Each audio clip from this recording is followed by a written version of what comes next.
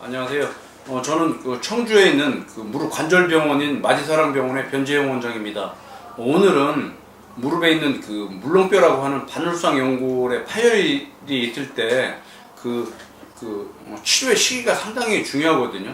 주로 반월상 연골 파열이 있다면 특히 젊은 사람인 경우에는 수술을 통해서 봉합을 하는 것이 좋은데, 오늘은 그 수술을 했을 때 어느 시기가 적당한가, 만약에 적당한 시기에 수술 안 하면 어떤 문제가 생기나에 대해서 잠깐 설명을 하도록 하겠습니다.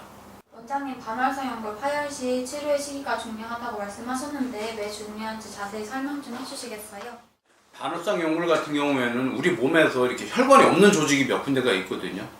우리 뭐 코뼈나 코에 있는 연골이나 아니면 귀에 있는 연골 같은 경우가 혈관 조직이 없는 조직입니다. 무릎에 있는 반월상 연골도 연골 가장자리까지만 혈관이 있지 그 안에는 혈관 조직이 없거든요. 이런 조직들의 특성은 다치면 쉽게 잘 안 낫는다는 것입니다. 쉽게 해서 찢어지면 그냥 찢어진 게 그냥 그대로 있고 그 재생이 안 됐고 붙지 않는다는 거거든요. 그렇기 때문에 무릎에 있는 반월상 연골인 경우에도 파열이 되어 있다면은 적극적으로 수술을 통해서 봉합을 하는 것이 중요한데, 만약에 초기에 정확한 진단이 돼서 수술을 통해서 봉합이 안 된다면 연골은 계속 파열이 되고 진행이 되겠죠.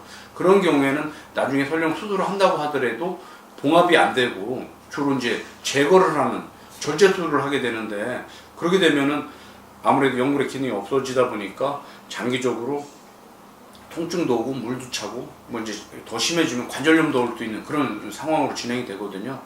그래서 오늘은 반월상 연골 파열이 있을 때 적절하게 초기에 그 수술이 안 됐던 환자의 하나하고 적절한 시기에 봉합 수술을 해서 결과가 좋았던 예를 좀 설명을 하도록 하겠습니다.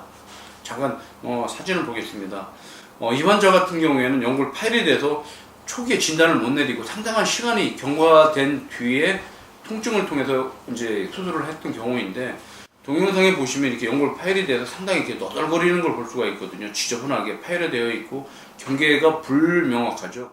대부분 이런 경우에는 연골을 이제 다듬어내게 되는데, 연골을 다듬게 되면은 아무래도 연골의 기능이 많이 없어지는데, 그렇다고 해서 이게 연골을 좀 덜 다듬어내게 되면은 통증도 나고 더 파열이 돼도 진행이 될 수가 있지 않습니까?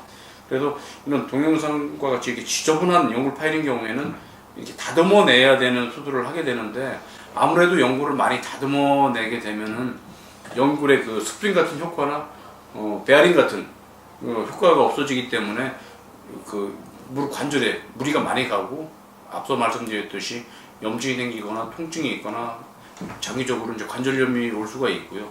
이 환자 같은 경우에는 연골을 아주 많이 다듬어냈었습니다. 그래서 이 환자 같은 경우에는 장기적으로 봐서는 반월상 연골 이식 수술도 할 수 있는 그런 상황이었었고요. 지금 보시는 이 동영상은 다치고 나서 바로 진단이 돼서 수술을 했던 경우인데, 이 환자 같은 경우에는 앞서 보여드렸던 환자보다 더 심하게 지금 파열된 걸 볼 수가 있거든요.